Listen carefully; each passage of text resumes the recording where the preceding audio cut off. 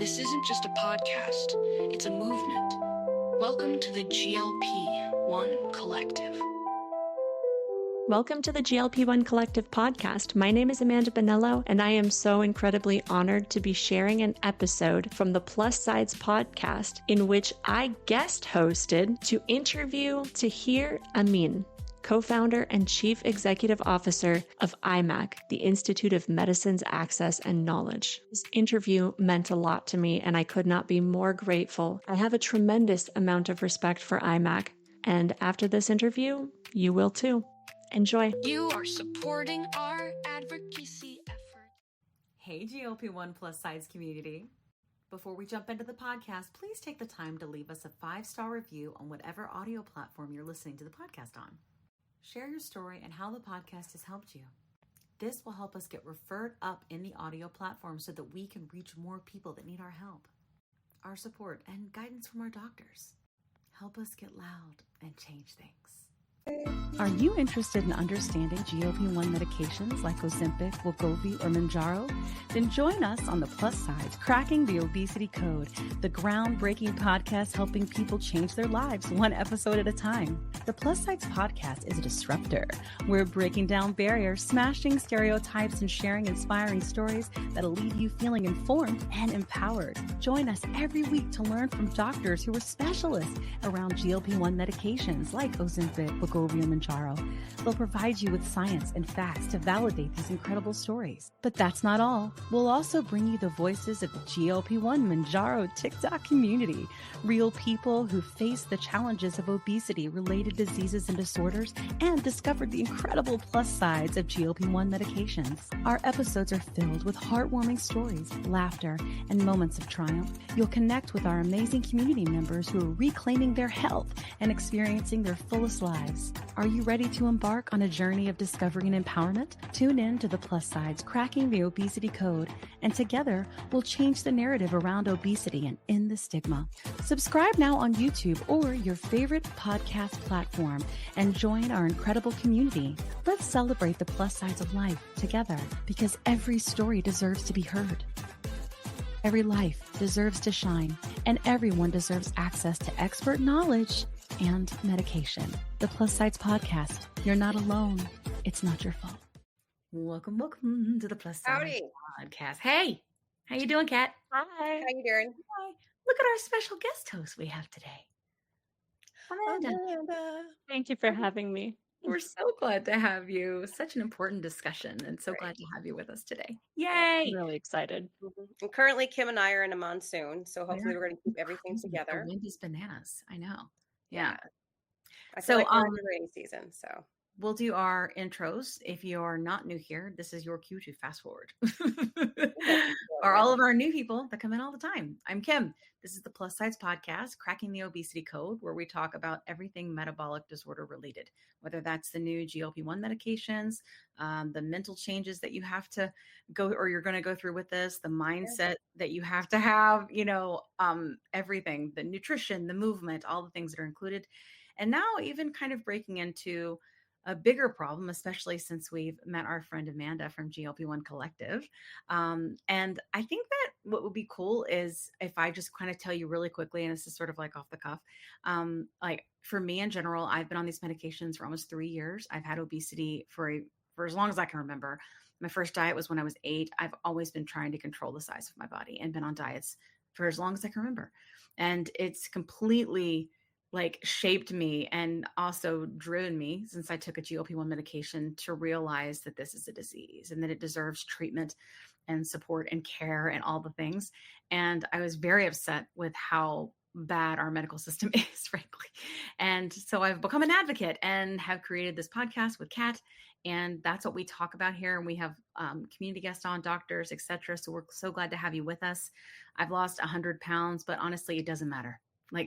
It doesn't matter. I know that sounds crazy because it's all I could think about in the beginning was the scale and the before and afters, but it doesn't matter. It just doesn't. It's about how I feel, how I move my body throughout this world, and how I help others. So glad to have you here. Such a good episode. Okay. Kat, tell us a little bit about who you are. Well, I'm a Libra. Ha ha. I've been doing that stupid joke forever. Hi, I'm Kat Carter. We, Hi. I have leveraged a GLP-1 for the last couple of years. I think I'm officially now at like 85 pounds loss. Wow. I sat at this, and like him, I sat. I was so anxious to, like, at first, watching the pounds and keeping everything secret, not telling anybody, because I was ashamed to use it because we're still under that notion of eat less and move more. But to piggyback on Kim, it has been a lot of weight between the ears that has been worked on a treadmill, doing some heavy lifting in here. That's been a process. So doing this work has definitely um, been quite a process. And I think that if you are just starting your journey on a GLP-1, prepare. It is an adventure. Indeed. And Gosh. welcome to the fold. Welcome to the fold. Welcome to the chaos. Also, you're going to get whiplash from the news in this space. Just get ready. Just get ready. Like, get insurance. So We're so true. glad to have you. I really want to ease into Amanda and have her tell us a little bit about herself and the GLP-1 Collective and what they do, and then maybe how this interview that we're about to have came about, and then we'll ease into the story from there. How's that sound? Awesome. Thank you again so much for having me. I just finished listening to another one of your episodes this morning that I loved. And in the episode, you had mentioned who our special guest is today. So um, I can't wait to hear all about them and get to know everything that I can. I started my journey in October, last week of October. I just started looking into this medication and I saw that the FDA had taken compound tirzepatide off of the shortage list, and the community was reeling and using research grade and going to the black market and stockpiling a year's supply and just losing their minds. And this is when I had just started my own journey. And I'm like, what am I getting myself into? And oh Yep. my gosh, this Mhm. medication has clearly changed so many people's lives. If they are this desperate to stay on it, there must be something to Yes. it. So I started my own journey, um, got my first prescription for this medication, and in that same week, started a petition to fight for affordable access to GLP-1s. I'd been looking around, and you were one of the very first and largest advocates that I could find on the internet. And I just couldn't see any organizations that were fighting for affordable access. And I knew it was coming. I knew this medication was going to come off of the list, the shortage list eventually, and these people would be right back where they started. So I was like, all right, we've got to do something. From there, we launched a podcast. And then in January of 2025, we incorporated a nonprofit to fight for affordable access to GLP-1s, with the hopes that we would eventually be able to help people pay for their medications until, advocacy takes time and people don't have time to wait. Yeah. Obesity takes lives and people have been cut off. They're already cut off. People have insurance dropping them or their insurance never covered it to begin with. And they're scared. And truly, our lives are all timed anyway. Yeah. But lives are potentially shortened every day or lost because of the disease of obesity. So it's a cause worth fighting for. And I am so glad that our paths crossed. Me too.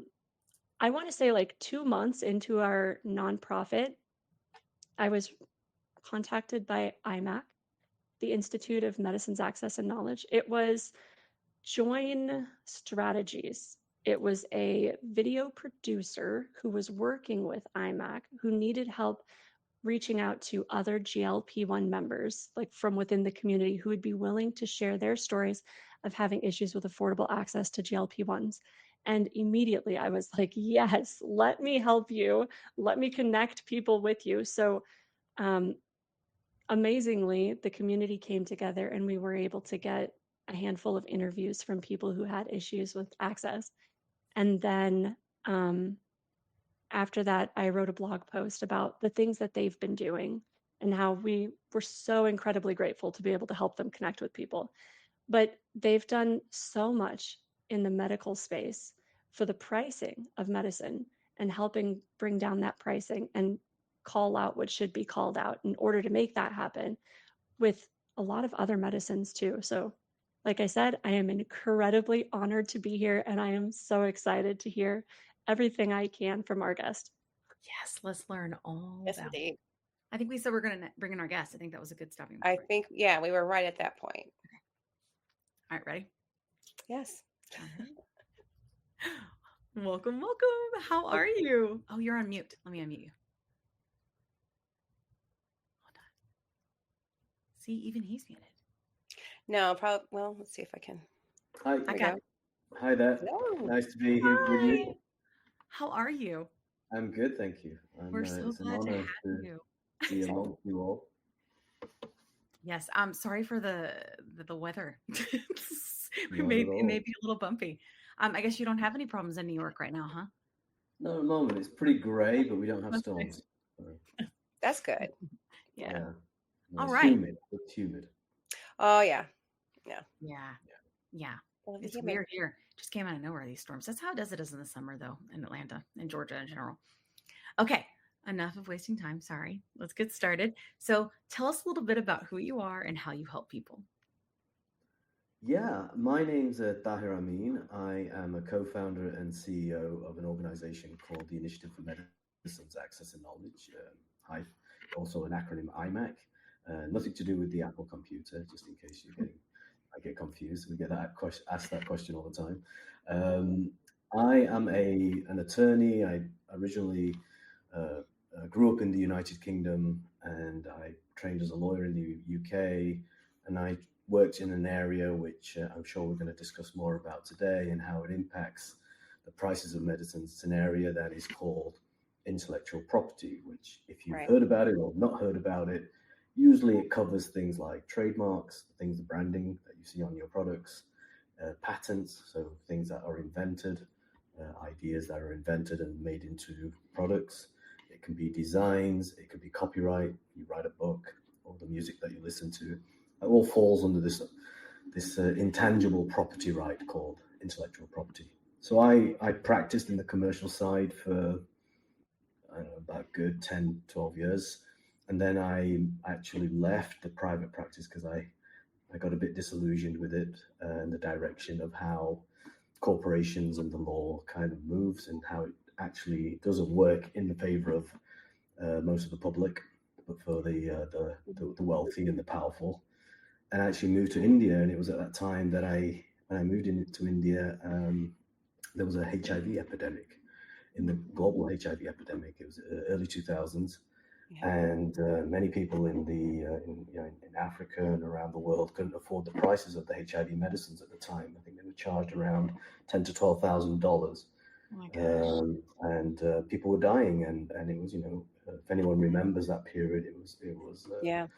probably one of the biggest health crises. And so I got involved in the work there because I thought, how can I use my legal skills to actually prevent sort of people, at least help people to try and get the access to medicines they need. Now, India was a supplier of a lot of generic medicines to Africa at that time. And but because of new laws, new intellectual property laws, which had been created that they previously didn't have to have, were now imposed upon them. And so that was going to cut off the generic supply to Africa and other countries. And so I and many others, we started taking on what we call these patents that companies get that block other providers making cheaper versions. Mm-hmm. And we were successful we challenged these patents using our legal skills, and we were able to keep these medications available in generic form, so that instead of paying $10,000, they were still $200, $300, which the generics were making them available for. Yeah. And so that's how I got into this field. And 20 years on nearly, we co-founded IMAC in about 2006, and we've worked in over 50 countries looking at these issues.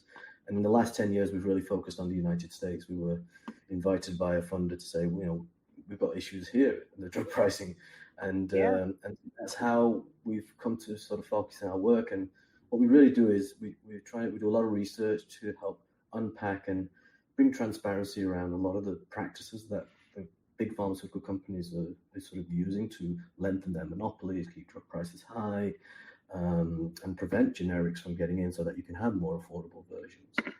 And so a lot of our work is actually help to educate Congress. They're starting to see this as an issue now, stuff that they never were aware of before. And, in return, we get a lot of flack from the pharmaceutical industry. I bet. Because they see us, what we're doing is we're unveiling the very things that they don't want unveiled. Yeah. And that's how power works. There's a term, an economic term called information asymmetry, is that basically those who have access to the information and the knowledge, they the ones that hold the power, because people they can't see it. Yes. And that asymmetry is what we're trying to break. So that basically you can't make policy if you don't know what's happening. And a lot of people, unfortunately, in Congress, put aside all the lobbying and everything that happens, they don't have the knowledge. They don't have the information. They get told by companies week in, week out that this is what's best for Americans. Yeah. And they buy into that. And what we're trying to do is break some of that power hold, so that we're actually offering a different narrative, a different way to kind of look at, actually, that's not what's happening. This is what's happening. This is what companies are doing. This is what they're doing that is actually impacting Americans. This is why your drug prices are twice as high or 3 times as high, even as they are in other parts of the world. And so really, sort of changing all the various sort of narratives that the industry has kept putting out there, and people have actually, whether they've accepted or not, they've just said, okay, well, that's what it is. Yeah. So that's how I got into this. Long story short. No, well, I mean, I think it makes a lot of sense. I think it's always hard to explain how you end up in this kind of work. I think that was really interesting and a really nice parallels to talk about other, I think, health crises, right? And how this is falling in line with that. I think that one of the biggest questions that I feel like everybody's right now is, with all of those legal skills, that you have, why are these drugs so expensive in our country and not in the rest of the world? For GLP. I think one of the key things is I think there are a couple of factors. It's not just intellectual property. I want to be clear about that, but it is a big factor. I think one is in a lot of other countries, like I'm from the United Kingdom. If you just take Europe generally, if we're trying to make an equivalent in terms of economic sort of equivalence, countries there, they negotiate their drug prices. So they have government bodies that actually negotiate with companies and saying, we're not going to actually pay that price. Then what they'll do is they'll say, well, actually, we don't think this drug is actually offering any more therapeutic benefit than the last drug. So we're not going to pay $10,000 more, or whatever it is that the companies are asking. Now, that can also hit problems, because then sometimes the newer version of a drug, or a newer version of a drug, may not come to market because the government negotiation body say, well, we're not going to pay that, and so the company resists, and so you're in this kind of stalemate. But the thing is at least having that negotiation power, it actually at least brings the prices down. So we've seen there's various studies out there that show that most of Europe, for example, the Western Europe, almost the prices are 3 times lower than what they are in the United States. Yes. Mm-hmm. And only recently, after the Inflation Reduction Act, did that possibility of governments negotiating. So now, as Center for Medicaid actually now negotiates, Medicare now negotiates on certain drugs. Mm-hmm. So there is that possibility now, but that's a really sort of well delayed when you think about how the rest of the world has moved for a long time. And so the problem in the United States, first of all, is this idea, which we think is a great idea, this idea of a free market. What that means for the pharmaceutical companies is they can charge whatever price they like. Indeed. Mm-hmm. And whatever the market will bear. And that means usually those who can pay get it, or those who have insurance might get it. Right. And the rest, you're left to fend for yourselves. And that is not a free market to me. Yeah.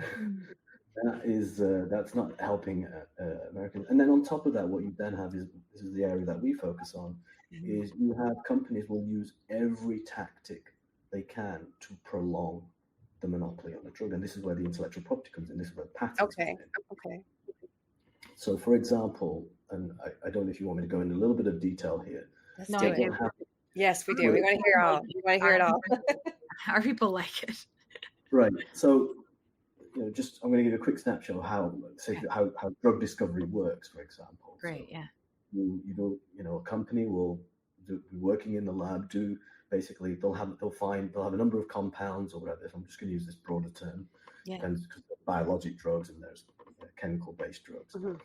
And what they'll do is eventually sort of once they find, as they're doing their research, they'll start patenting different aspects of the compound. And so that's the first underlying there's usually what we call a main patent that goes into a drug product. And that main patent is usually what then basically is used as the basis for the product. And then you get 20 years of protection as a patent filer. So from the date of filing, the rule is now you get 20 years. Now, of course, during that 20 years, some of those years are spent developing and researching clinical trials, all that other stuff. And there's no guarantee that the product's going to get to market. There's no guarantee that the FDA is going to approve it. But let's just say a drug is approved, like a GLP, maybe there's still 10 years or 8 years left of that patent. So maybe anywhere between 8 to 12 years has gone on research and development. So they haven't made any money per se at that point because it's been in development stage. Then they've got 8 years. And so that was the bargain. That's the social contract of the patent system. What they also get is, once they get the drug approved, they get a separate exclusivity from the FDA. So a lot of people don't talk about this. They get a separate exclusivity that runs in parallel with the patent, which is what we call a market exclusivity. So when you bring a new drug to market, you get in the chemical compound space, you get 5 years of market exclusivity. That means nobody else can sell in that first 5 years. Nobody. No, you can't even challenge it legally, nothing.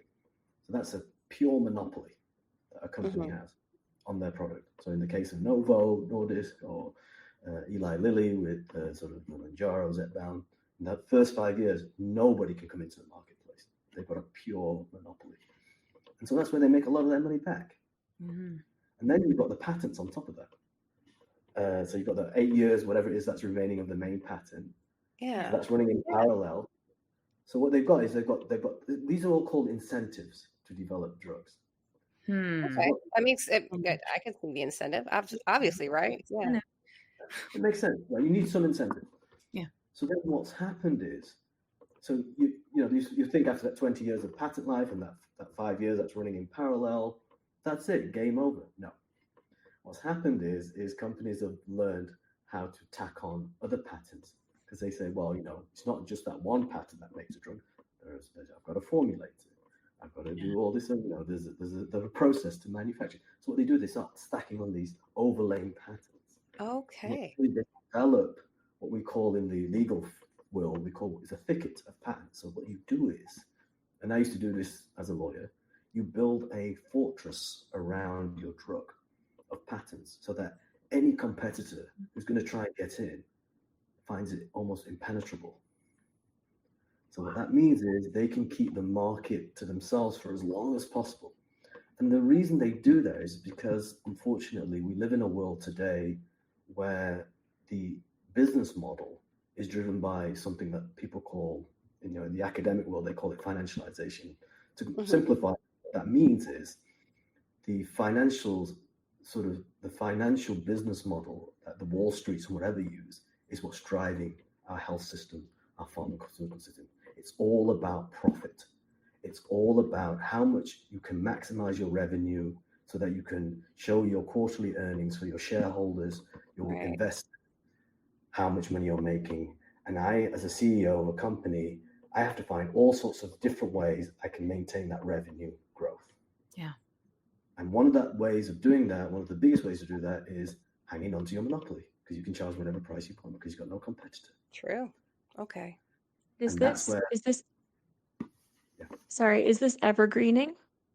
So this is in the legal nomenclature, people call it evergreening of the patent. So you have your one patent and you evergreen it into many different ones so that it never goes off patent. It does go off patent, but what you use all these patents to sometimes get a settlement with a competitor. So if for example, what's happening now, let's say if we take Ozempic, Wegovy, and even Ribelsis.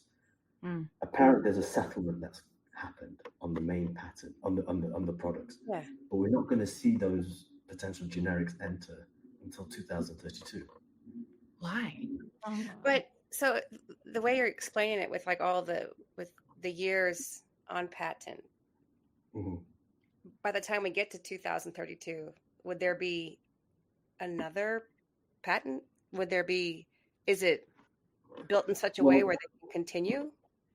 so to kind of get into the murky strategies that they use. So, for example, let me just put with the initial patent. So, the initial patent, if I use a live example, which is something Amanda may be familiar with because of the report that we recently came out with in April, which is how we got in touch, I believe, Amanda. So, Wegovy, Ozempic, and Ribelsis, they are made with a particular active ingredient. I'm using these terms. Active ingredient is the compound. It's called Right. semaglutide. You'll see that on your packet, semaglutide. Yep. It's the same drug. They're 3 different branded products. It's the same underlying active ingredient. What they've done is they've cleverly branded it out in different ways, using different dosing and different what have you. That patent, the main patent on those 3 products, this underlying main patent, technically, if you take it from that first filing, which was in 2006, should end in 2026. But it should end in 26. But in the 1980s, Congress passed a law called Hatch-Waxman, because in the 80s, the pharmaceutical companies lobbied and said, we don't get enough years of patent protected market exclusivity, meaning by the time we've done our research, we only have X number of years left on that patent. And so Congress, in its wisdom, said, okay, well, we'll guarantee you an extra 5 years so that you at least get 14 years of actual patent exclusivity. And on top of the other market exclusivity that they get from the FDA, which is a new thing that added in the 80s. So they are guaranteed 14 years of patent exclusivity. And then what they do is they add on all the other evergreening patents on top. So that instead of having just 14 years, they might get 16 years, 17 years, 18 years, or 19 years, unless somebody has to litigate it. And when they litigate it, they end up settling because they can't litigate all the hundreds of patents that they've developed. Oh my gosh, yeah. And what is that law called again? Hatch-Waxman Act. Wow. Okay. 1984. And so it was actually, there was something beneficial about that act because it was the time, because back in the day, generics had to do their own clinical trials. And this act made it possible that generics could actually just use the data from the originator company, the brand, the first one that brings the product. And then they could actually, instead of doing all these costly trials, they could just do what's called a bioequivalent. And so that was the good side of the law. The bad side is that what was traded away was all these other incentives that the companies got back, because they felt that they were losing their kind of stronghold on the market. So Congress had to do this delicate dance to give something back. And in a way now, when we look at these blockbuster drugs, like, for example, Novo Nordisk, that extra 5 years I was talking about, that patent extension that they get because of Hatch-Waxman. Yeah. By our estimates, they're going to make 166 billion in revenue just on that 5 years. Just on that 5 years. So Congress has given. They probably didn't know that back in the day. Yeah. But they've given, because of the nature of this product, $166 billion to this company. And that's what it doesn't end there, because they've spun out Wegovy, the same underlying active ingredient, into a different product with a different dosage. And so that, we don't know when that's going to have generics. Probably 234, 235. Oh my gosh. So they use, and then what Novo Nordisk now is they're using this semaglutide, this underlying product, so they're going to combine it, and they're going to have CagriSema, which is all in pipeline product. Yeah. So what they do is they keep mixing it up, and this is what the evergreening, as you say, Amanda, to prolong the monopoly. And so basically, the next generation of drugs will be, all these patenting strategies will be around. Wow. And I heard like there had been, like, whenever they get approved for a new indication, they can extend the patent too, right? Exactly. It's a great point, Kim, because I'm glad you raised that. So I don't know if I mean, I know I've spoken to a lot of people about this issue. When I say, for example, if I have a drug like, let's say, semaglutide, it was initially for diabetes, Mhm. and then Yeah. they found it for weight loss. They get a separate patent for weight loss, Oh my God.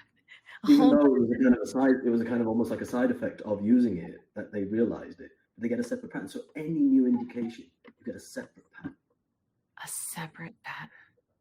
Yeah. This starts to explain like all of the drug companies going after the compounds. And then a couple years ago going after doctors for Oh yeah. prescribing it off label. Like, Insurance Exactly. companies like they were sending, like, we've been here since the beginning, right? So like insurance companies were like, you shouldn't prescribe these medications off label. We're going to come for your license. And doctors are like, what are you kidding No. me? Like 1 in 3 medications is written off label. What are you kidding me? You know? There's an amazing thing about that. So this is again about breaking myths and narratives. Yeah. Pharmaceutical industries will say, well, we did all this research to find a new indication. Don't Yeah. you want the new indication? They'll use this as their argument. Yeah. Half the time it's doctors who try it out and then they go and patent it. What? So like the doctors tried it, they wrote it off label, and then like what They reported? write off label and they hear about it, and the companies go, "Oh, well, that's a good idea. I will go Oh and patent." my God. Wow. And, you know, they like to claim that they were doing all this hard work in the lab. I'm not saying everything's like that, but there are No, instances. I get it. Yeah. Wow. Well, and like they've also clearly known, right, that this class of medicine causes weight loss for a long way, because the class has been around quite a while, right? It has caused weight loss. I mean, I think small amounts, like with liraglutide, for example, but it's not like they didn't know. So I feel like they've just been teeing this up, right, for years now. Like they knew exactly what they were going to do. I have said that since the beginning because I am completely fascinated with Eli Lilly's marketing, just because my background's in marketing and I'm a nerd. Yeah. Their go-to-market strategies they always are. I mean, like they're 5 steps ahead, and it makes sense. They've been planning this for years. Oh, I mean, having worked in the corporate side, what you do is you have a strategy that's running 10 years ahead of time. Yeah, for sure. At least. Oh, You're ready to flip out a product, you know, call it obsolescence, whatever you want to call it, moving the patients over to the next version. I mean, take a drug like Keytruda, for example, which is a cancer drug, which is one of the best-selling drugs at the moment. I think you know, the GLPs are going to surpass it, which is quite surprising.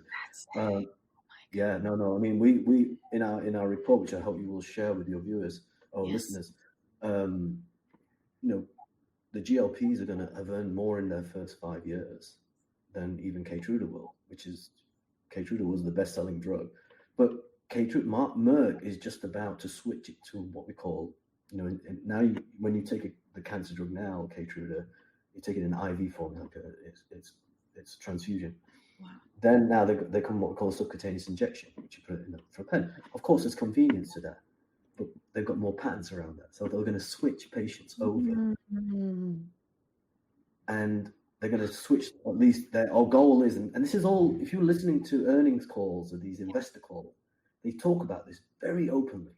Yeah. That we're going to shift 40 to 50% of the market to this newer form, and it'll be under patent, and we'll have a re-monopoly again because the main patent is supposed to come off in 2028. Yeah. But they won't just give up their existing drug either. They'll play that out in the courts, litigate it for as long as possible until they can get as many patients over to the subcutaneous form. And so this is all crafted out as a plan, like 5 years to 6 years ahead of plan. And so they've got their patents lined up. So this is why we monitor what's going on at the patent level, because it gives you a sense of the roadmap they're using to switch patients, to get new products, what they call new products, you know, reformulation, all these other things. And so that's why what we try to do is at least bring some light to that, so that people can understand what the companies like to use, this wonderful term, which is so nebulous, innovation. I think we have to question that more than ever, because no one's denying that we don't want drug companies to do the research, do the development, because obviously people benefit from that. No one's denying. But to exploit the system the way they exploit it under the ruse of like, oh, we've invented something or we've innovated, half of it isn't. Yeah. Half of it is marketing, it's strategy, it's but the thing is, to question that is almost, you almost feel like a pariah. Yeah. Because anybody dare question innovation. Yeah, absolutely. Yeah. And I think that's so interesting. I never thought about it that way before because, we went to the Senate hearing when the CEO from Novo Nordisk came to testify, right?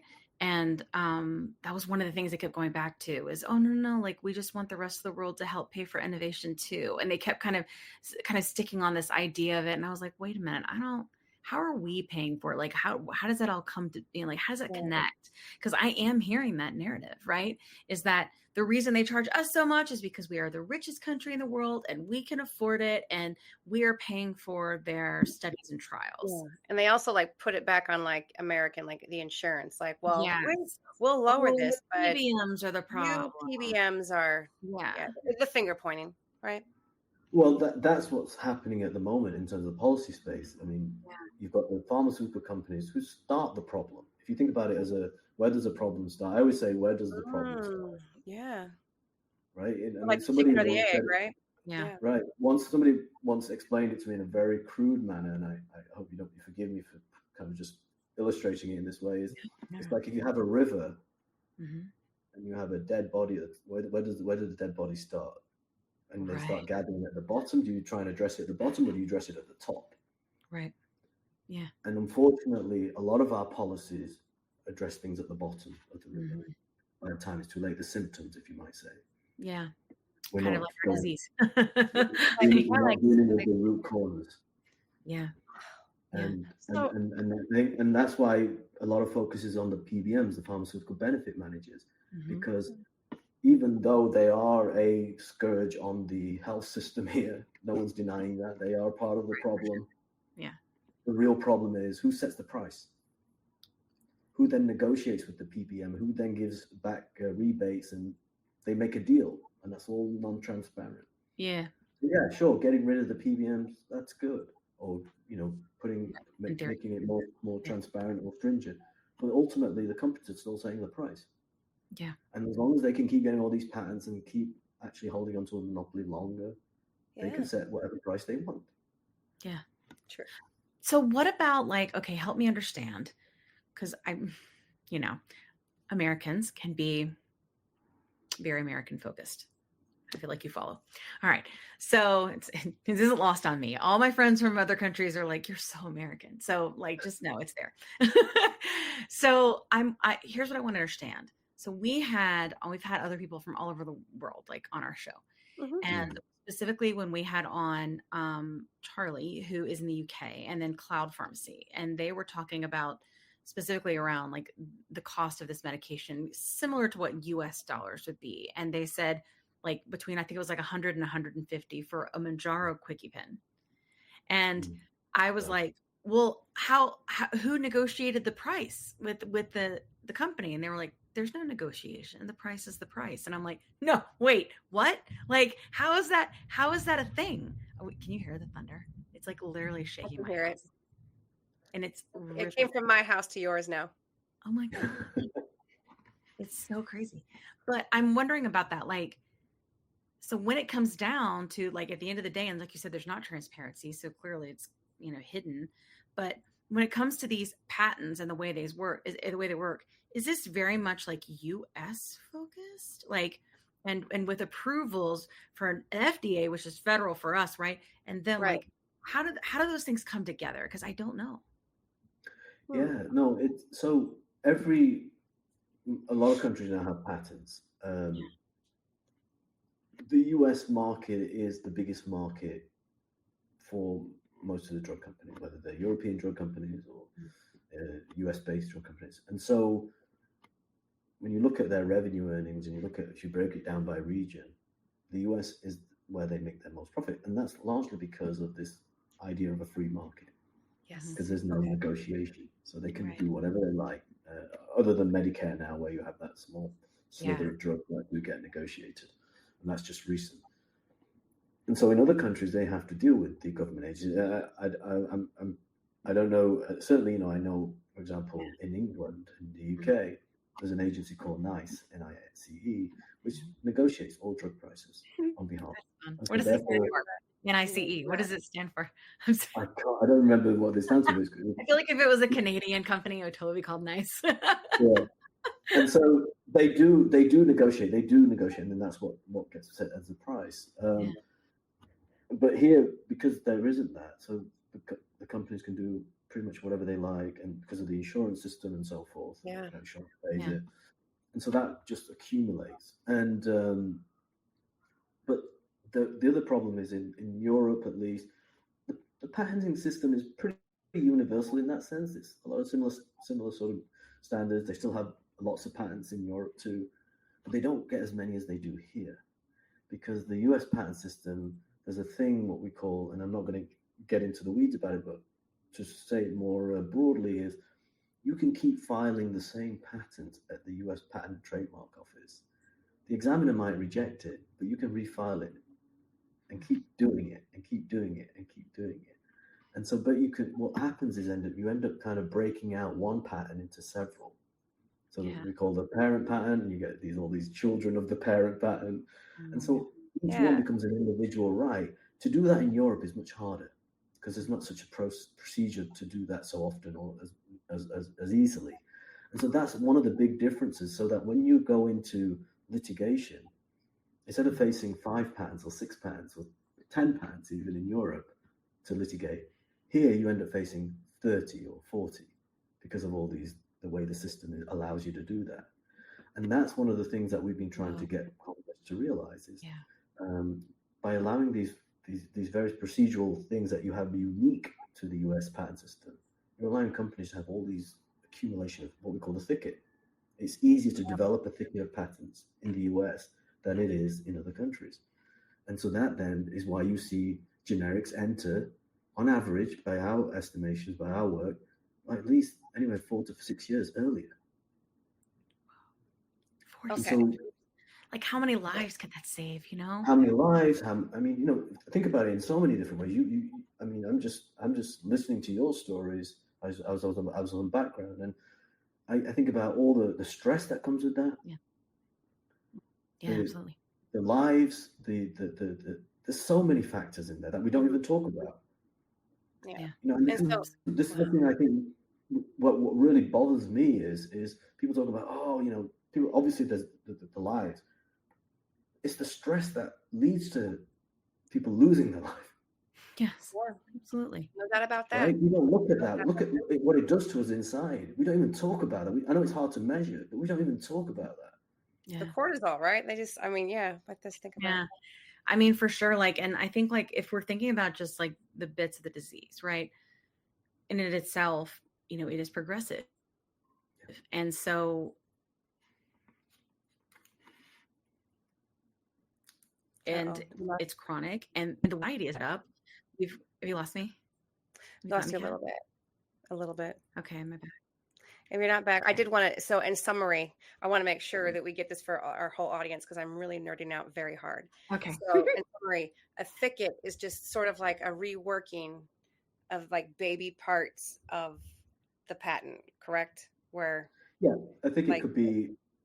It could be like one patent that's been splintered out into 20. Okay. It could also be other follow-on patents that you file, which is deemed to be different, but are just slight variations or slight called tweaks of the original patent. And there's so many different ways to make a thicket. It feels like a tree. Yeah, like I'm looking at it like a tree. And exactly. Okay. And there's so many different branches. And so many different ways. There's different types of patents. You have the process, you have the new indication, you have a new formulation. I'll file 6 or 7 different type of formulation patents, because what I'm also thinking about is, what is my competitor going to do? I want to block off any potential route that my competitor may take, even though I may never use that particular route.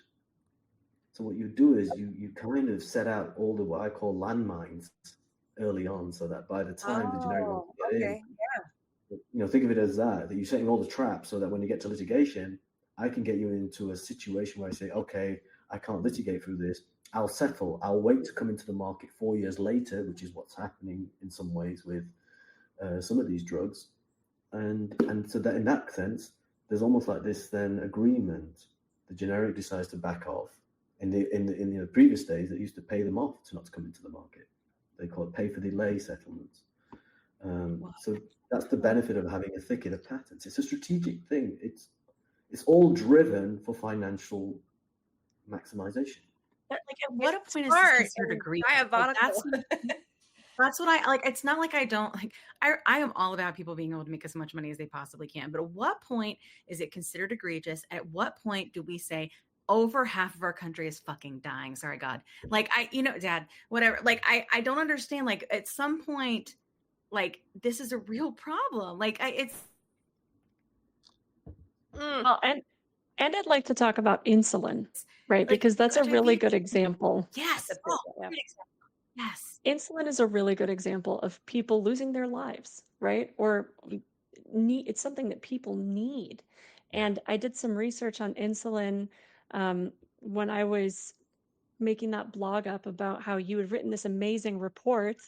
And I would love for you to tell us what it was that IMAC did to make a difference for insulin or to help make a Yes. difference there. I mean, we not to sound modest, or what we did was we just showed what companies like, for example, we did one report that Sanofi, Lantus, the product Lantus, how they were using the patents to kind of keep competitors from coming in. We actually worked with T1 International, which is a great organization of people living with type 1 diabetes, and they did a lot of advocacy around. But what we did was to arm patients with the information so they could advocate and really start putting pressure. That thankfully led to a lot of Congress to kind of start really seeing the problem and why we got at least some way towards a better situation, with the $35 cap and stuff, because of the buildup. But we actually showed how, for example, Lantus, because of their extra 5 years of patent, they made an extra $14 billion because of that. Wow. Instead of having competition in 2015, 16, they were able to push it off. They use all these anti-competitive strategies, which are now being played out in court after the event. This is always after the event. This is the problem. Yeah. It's always after the event that we start to try and redeem ourselves. And our goal, what we're trying to do is trying to show people before it happens, like with Keytruda, like with GLPs, we're saying, look, this is all happening right in front of us, and, in broad daylight. Why can't we address these at much earlier? And that's the challenge, and that's what we're trying to get more and more people in Congress, and really all of you to really stand up and say, we know what's going on in terms of the patent system, and not buy into the narratives that they want you to believe that, we won't get new drugs if we did something different. Yeah. No. Yeah. I hear it. Like, do you hear? Like, I hear it out there. People will say, like, there's no way they're going to lower the price of these. They lose too much money. And I'm like, I don't think this company's lost money in like a bazillion years. Like any of them. Like, I don't think lose money is actually something. You know what I mean? I mean, maybe lose potential like revenue for futures, but the way the language is almost like if we're talking about a business that's down the street losing money. It's not the same thing. This is different. We're talking about billions here, right? If not trillions, right? Like we're talking about tremendous amount of money. This is not. And y'all know in terms of politically, I'm pretty much down the middle. Like it just sort of depends on where I go. But I really do think that we have to figure out and have to have some sort of definition as a society of what is considered too much. Like what is considered, we've got to figure that out because it's just going to be to our detriment. It's just like you said, like it's going to be the have and the have nots. And we're already there and just going to put your ass down the toilet right with AI, like it's not good. Sorry. Well, and think about it, to the arguments that they will make, that the industry makes, that we get this pushback all the time. I'm sure you've heard enough of it. Oh, if we don't have this revenue, if we don't have this money, we can't reinvest in the R&D. More, yeah. Well, if we look at the evidence, and in our report that Amanda is familiar with, we show Novo Nordisk spent more money from its revenue on share buybacks, buying back shares and dividends for its shareholders, than actually on R&D. So let's explain what that is for our audience so they can understand what that means. Right. So typically, the arguments that, well, I make money, I reinvest in the R&D. That is the model of the pharmaceutical industry. Research and development. Okay. Yeah, that's fair. Right. Right. That's why we give them these incentives Yeah. and everything else. These 5 years over here and these 20 years over here. Mm-hmm. But instead, as the bulk, almost over half of the revenue is going back to buying shares to increase the stock of the company, so that the shareholders get their payoff, and that money could have been used in R&D, but it's not. Right. So the more money they're making is not necessarily going into the R&D as they claim, and that's their justification for all the prices they charge and all these other things. But it's not playing out. And the scary Alzheimer's thing is the newest thing, right? Like, oh, but if we don't do this, you guys won't have money for Alzheimer's research to figure out how these medications can possibly help with that. And that is, they have made a clear distinction of how that is devastating our country financially, like, and where that's going. And so I think that, like, that's what I'm hearing. And I think that it plays into, just like you said, like what people are thinking about what's considered safe and good, right? And nobody wants to, we've seen how bad that is. Nobody wants to die that way. I always started to figure out what platform on if I could say die or not. Because on all the other platforms, you have to say unalive, which is just ridiculous, but whatever. But like, I think that that's, it's very much, I mean, I hear the politicians, I don't know if it's working, if they're hearing it, because I hear them talking to the drug companies almost like, I'm just to be honest, like almost like a king, like the kind of bow down. Like this was the first time I'd ever seen, and even like Bernie, and we all love Bernie, but Bernie's heart and all, but like ultimately even Bernie was like, I love your country. Like we were right there, and he was just like, it's wonderful, I'm an independent. And I was just like, Bernie, this is not the time. You know what I mean? Like, but I understand, like everybody's afraid of these things, of these sicknesses and these illnesses. And we know that possibly, or at least that's what we're told, that the solution are these drugs or the next drugs or whatever it is. So in a way, there's like this weird power play. And I also feel like it definitely gets really tied up in like our government. And I don't think anybody trusts our government because we all think that they're making money from the pharmaceutical companies. And so it's like, I feel like it's just been the perfect storm of just like what you said, it's all the bodies at the end of the stream, you know? And like, I just would love to know, like, what can we do about it? Because like I work in marketing for cybersecurity. And so I always talk about all these like doomsday things, but ultimately at the end of whatever we're presenting on, I like to be like, but here's what we can do, right? And here's what we can get involved. And here's some control we do have. Do you have any direction for our audience on that? Yeah, I think first of all is one of the things we like to say is write to your representatives. Mm-hmm. Yeah. Say and share, even whether it be our information or other information. Say, why are drug companies allowed to repatent so many things and just ask the question and bring their attention to it and say, look, we've read about this and we're actually, we think that this is a problem. And so in that way, that's one way we can actually get people. One, it shows people are informed. And two, you're kind of bringing light to their attention, because a lot of people in Congress don't even know this stuff's happening. Okay. Yeah. And that's it's just natural. There's so much stuff that they have to deal with. But bringing that to attention, one, it raises the issue. Two, it puts more pressure to talk about it, get it on the floor in one of their houses. So that's actually one way to do it. And I have a question. So for the listeners who are currently having issues affording their medication, could you share any hope coming down the pipeline? Any information you might have about, affordability on the horizon? So I don't know if this is. I know we heard a lot of stories, for example, and it's been quite a common story, I think, in North America, where people cross over to Canada or Mexico. Mm-hmm. I've just been speaking with some folk. Actually, was speaking to someone from the New York Times who was investigating the story, and I've spoken with some lawyers, and something we've been tracking as well.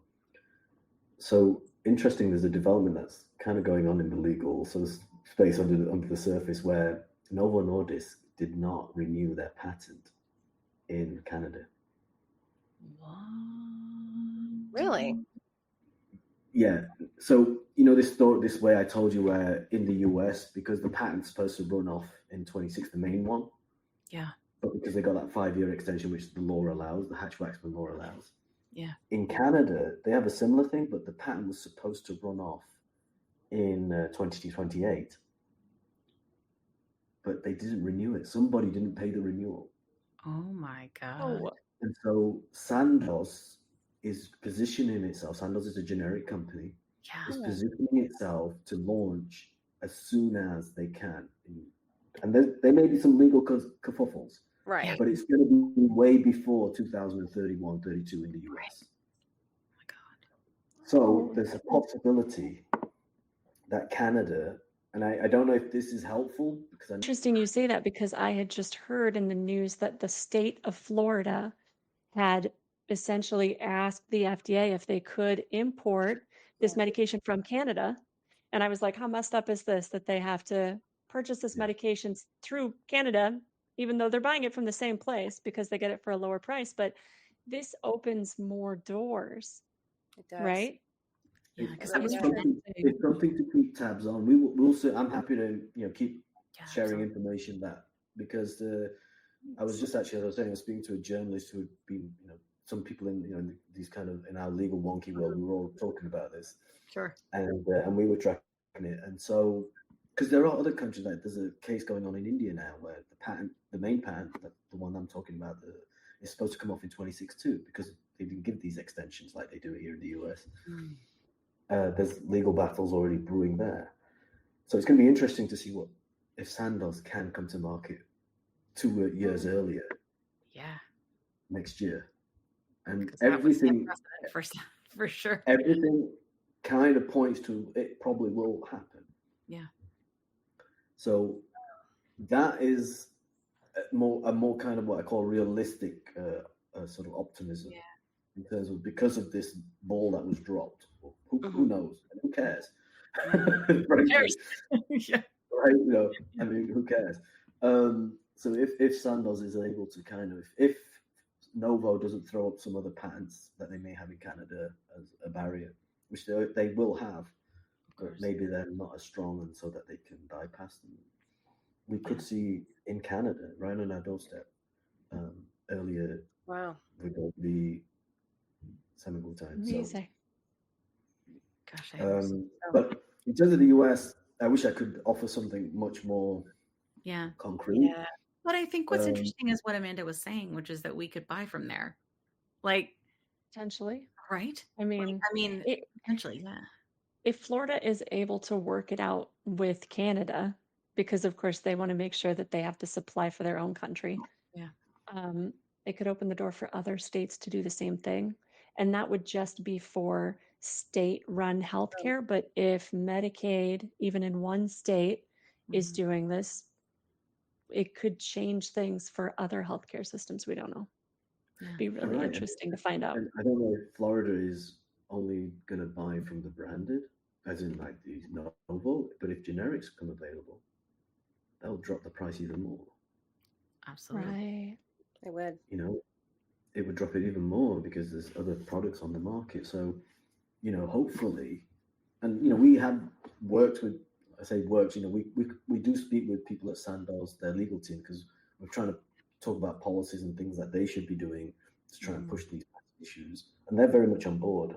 Their CEO I've spoken with, and he's very much trying to break the market in certain ways.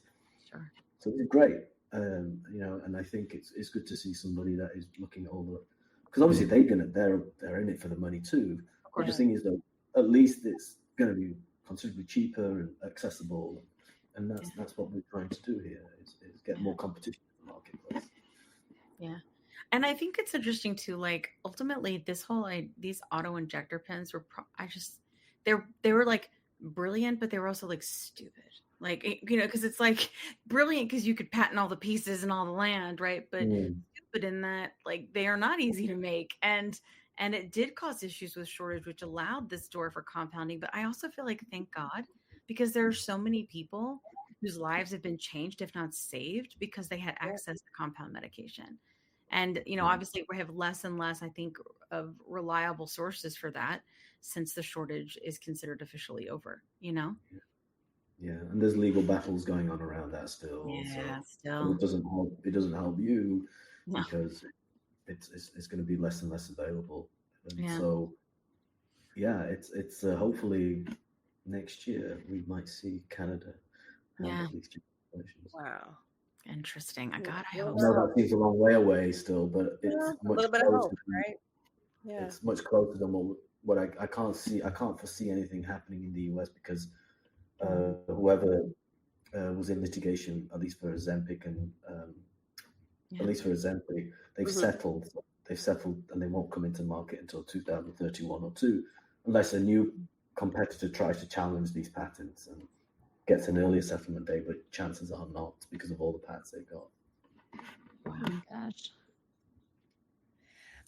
Let me ask you. So, Trump signed an executive order, something called the Most Favored Nation pricing, to try to bring our prices in line with other, wealthy countries. Was that a real policy or just politics? And do you think anything like that could actually happen under any administration? It's a great question. It's funny, we were talking about this with my team for the last few days. I think, I'm sad to say, I think it's more politics. The only reason I say that is because, and this is not me just saying it, this is a lot of people saying, well, on the surface, it sounds good. Who wouldn't want to bring these prices in alignment with, like, for example, let's say instead of paying $500, you end up paying $200, the 3 times difference, or whatever it is. But there's no real guideline if you look at the executive order, how is he going to achieve that? Right. There's no real structure to it. There's no real. The other issue is if you think about it, and I've probably been in this business, and I'm sure as people who take these drugs have your own cynicism maybe around the way the system works, but having been in the legal system and the politics of it all and what have you, the ultimate beneficiary of this will be the pharmaceutical companies. Yeah. Okay. The reason I say that is because attached to that most favored nation thing, there's another part of the executive order is what they want is that the argument is that other countries aren't paying for the R&D. So they should increase their prices. And so, for example, if I have a drug that is $200 in the UK, you should be paying $400 or $350 or whatever it might be. Right. And sure, for the American person, that might come down. Yeah. But overall, the drug company is going to make much more money. Because they're going to spread it out. Spread it out. They'll increase prices other places. What they're doing is that, in a way, despite what the drug companies say when this was announced, like, oh, this is crazy, it's going to hurt the free market and it's socialist pricing. Yeah. They're very good at pretending that they're in pain, but they're not. They've got a different. I mean, the head of Novartis and other companies in Europe are saying you guys should be paying more. And so I always have this gut instinct that this is not good. You gotta. They're playing 4D chess. Yeah. You've got to play 4D chess too. Yeah. And having been in the world of strategy and what have you, because once they get it set, think about it this way. Once you set that and you set that as the mark everywhere, and there's political pressure, the US will put political pressure on other countries to say, you must do this, whether it be tariffs, whether it be anything else. That's how trade works. So then the rest of the world moves more in lockstep with where the US system works. Wow. I didn't think of that. That is how it happened in the 80s, in the 90s. These laws that were passed to make other countries bring in patent laws that they previously didn't have was because of the pharmaceutical industry. I mean, I'm just finishing a book that speaks about this. Wow. You need to get the book. And so we have to understand what really would be a good policy is. And this is not being a criticizing American healthcare. But what we should be doing is, no, the pharmaceutical companies should be lowering their prices anyway because they're making enough money. Why don't we start from that point? More than enough, yes. Okay. Why don't we start from that point instead of saying, no, we need to give them more somewhere else? The problem starts here. Yeah. Right. Yeah. And it seems like with the way it's built, we would be ruining it for everybody else, right? Well, that's what politics aside, I know Yeah. I think every side on this I has got been you. wrong. Yeah. Right, But, for sure. Yeah. Nobody's got this figured out, man. Yeah. they've all got it wrong on this. Yeah, for They've sure. all put similar policy, so maybe a few people try to fight it. But the thing is, at the end of the day, what we should be saying is actually we need to be reducing the way the companies have this monopoly power. Yes. Mhm. That's what we should be doing. Yeah. So that Americans get cheaper We prices. have other laws that reduce monopolies, so why would we not do that for this? Yeah. Right, but because of this narrative that the industry has built over the years since the 60s, Right. that we won't have new drugs, we won't have R&D, Innovation. We won't cure all Alzheimer's. that stuff, right? all these buzzwords that Yeah. that creates fear. Mm-hmm. And in the meantime, if you look at the trajectory of their revenue growth and everything else, Mhm. it's gone astronomical. Yeah. Because we keep. It's like I always say, it's like a spoiled child. We keep giving it more candy. Every time it has a tantrum, we give it more candy. Yeah. Because we don't want to deal with it. This is crazy.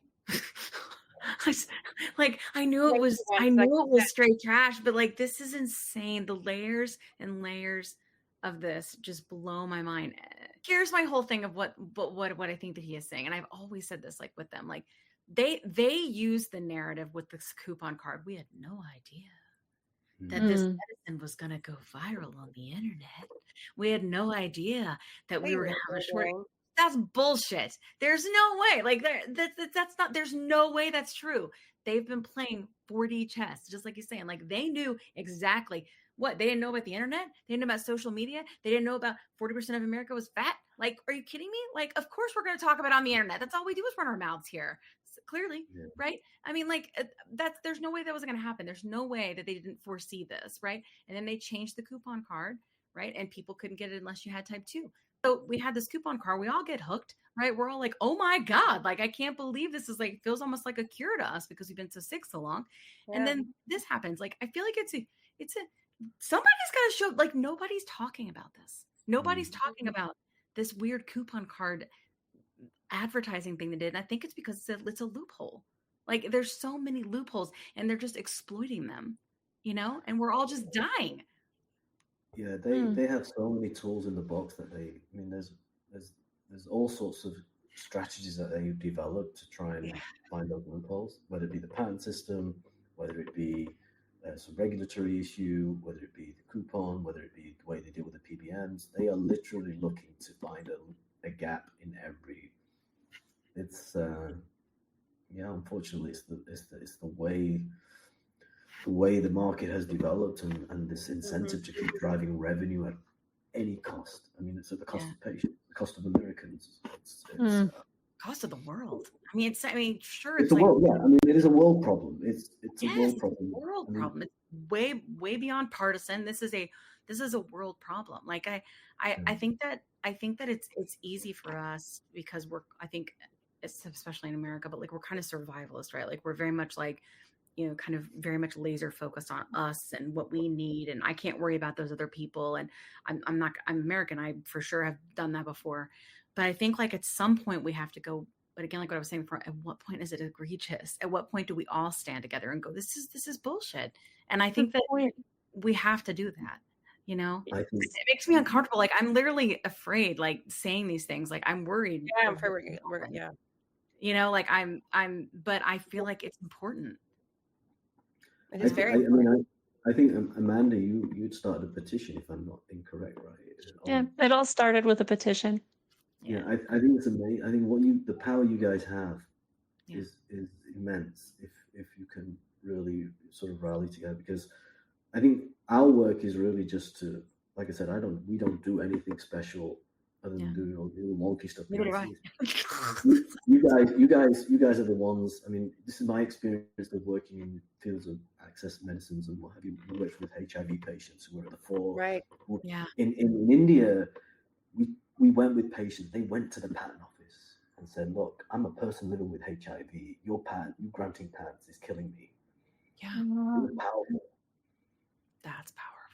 It was powerful because an examiner has never sat face to face with somebody with who needs and breaking that kind of barrier. Yeah. Is what's needed.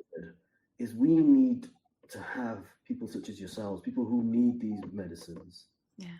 In these places, like when you were at Congress and you're testifying or you're speaking. Oh, I wasn't doing either one. I was just showed up. Like I didn't know what to do. I just showed up. But Said it all, though. you know, we say it sporadically. You know, we'll see somebody at a testimony, a hearing, and it's powerful, right? We all hear the story, but then it goes into the background. Yes, absolutely. We need to be you need to be in the foreground all the time, which obviously you are. You're doing so much work and stuff, but in these places where these policies which affect you, which is so sort of opaque and hidden. Yeah. I never thought about the patenting office. I didn't Who either. would think going to the patent office? New petition? It was genius. Actually, I'm not sure if you know, but we've got a planned trip for Washington, D.C. in the last week of October to go protest and hold our signs and wear our matching T-shirts and, share our stories on the megaphone about how GLP-1s have changed our lives and we need affordable access. Yeah. I think there's other patient groups as well who would want to do this. Yeah, absolutely. Oh God, please, yes. And Let's break it. I don't think there's another organization or large group of people who have stood up like that for obesity specifically. Correct me if I'm wrong, but I don't know of any historical context where a large group of people suffering from obesity came together and said, we need X, Y, and Z, and protested in Washington, D.C. I can't think of anything that's happened for obesity specifically like that. There's a group called P4AD, who I made Patients for Affordable Drugs. They do a lot of. They don't take any money from the pharmaceutical industry or what have you, and they do great advocacy for patients living with all types of conditions. That's great. You know, certainly. They do a lot of advocacy around the patent system. You know, they're trying to bring that to the fore. I think there's something here that could be built. Yeah. With getting these groups together and really, bringing light to saying that actually, there are probably several problems with the system. Well, nobody wants to be held accountable. Everybody wants to be like, I'm just doing my job. I'm just, again, this is very like, I'm just doing what I'm told to do. I'm just this, but ultimately, like, there is a tremendous amount of accountability around these things. And I think that it's like, I don't know, like I don't have any problem like with ignorance. Like this sounds awful, but like I don't, because ignorance just means not informed, right? But once you are informed, I think that's when you have to do something, right? And I it's willful ignorance that I struggle with, but ultimately, like I feel like there's so much information about this now. I mean, it's why our podcast is free, I mean, we have sponsors and things like that, but we ain't rolling in it or anything like that, and like we don't don't get me wrong, I have said to people before, I would take money for big pharma. I won't now, like because now I feel like I'm taking the problem from the guys at the top with the like and letting the bodies float on the river, like I think it'd be amazing because there's something powerful having, and I've seen it happen in other countries where people living with things and who are informed and gone and said, and I think it puts more pressure on Congress when they see that. Right, for sure. Yeah. I feel like this is the perfect place for gray market. Like the people that are gray market, black market, research grade, getting it overseas from China, mixing it in their kitchen. And we've covered this a lot on the podcast recently. They're only doing it because they're driven to it. They're only doing it because they're sick people that need medicine. Like they want to pay $25 copay like everybody else, or $100 or whatever it is, and be able to live. Like ultimately, they're only doing it because they're desperate and they've been driven there. And that would be perfect for those people to say, because of you, let me tell you what I have to do every month. Let me tell you what I have to go through. Right. And the risk that I have to take on my life and the suffering I'm having to go through literally needlessly because of your patent system. What are you going to do about it? Right? Like, what are you going to do about it? And it's not like we have to be cruel. It's peaceable, right? Like, I think that but there is a certain level of, I think, visibility that this needs. And, I don't know much about it, but if you can help us learn, that would be great. Oh, we are all, this is our job. This is our small contribution. You guys are at the you're the front line. Okay. We can supply you with information Yeah. So we need because that was what we learned working in different countries was at the end of the day, it's not about lawyers and what have you. It's about the Right. patients, about the people who need the medicines. And the more powerful they are in their advocacy, like type 1 diabetes, the T1 International were fighting for their insulin. I think it's so powerful to see patients in action, demand and know the policies that are actually harming them. Yeah. It's the It is very ultimate kind of, empowering. it's very empowering, and it empowers us because it makes us feel like we want to provide as much as possible. But at the end of the day, you are the people who can change this. I Absolutely. agree. The large masses of people, and I feel like a good metaphor would be warriors going to battle and you arming us with the knowledge to be able to fight that battle. So Whatever we can supply you, Yeah. it's and you are the ones who will lead it. Yeah. So tell us more about what we can do next outside of the next steps that we're going to have here for our guests or for our listeners, and tell us where they can find you or how they can get involved with your organization. Yeah, I think the main thing you can do, which is write to your representatives, make them aware of the issue of patents and how it's actually causing high drug prices or leading to high drug prices. And I think also writing to the US Patent and Trademark Office to say, hey, I've read about this. Why are there so many patents on these drugs? Yeah. Have a conversation, interact with them. They are a public office, and so you have every right to engage them. And you can support your information or that you need to do this kind of letter writing or what have you, and we're always accessible.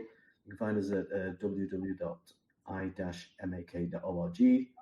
My email is Tahir, Tahir, at i-mak.org.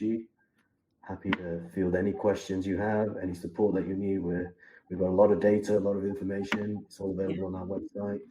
And we're happy to support wherever it is that you need in terms of the information you require. Great. And then we can put the link to the report so people can download it too. Yeah, in the show notes. Absolutely. There's a web-based format, and also it's in PDF too. Yeah. Well, I think it's important, like, as we're moving forward, I think ultimately, no matter what, in terms of, y'all know, like, in terms of this podcast, I don't care. I don't give a shit how you vote. I'm sorry, that sounds bad, but I don't care. Like, you vote you. I'm fine with that. But this podcast is meant to represent you with someone with obesity and you as an American in general.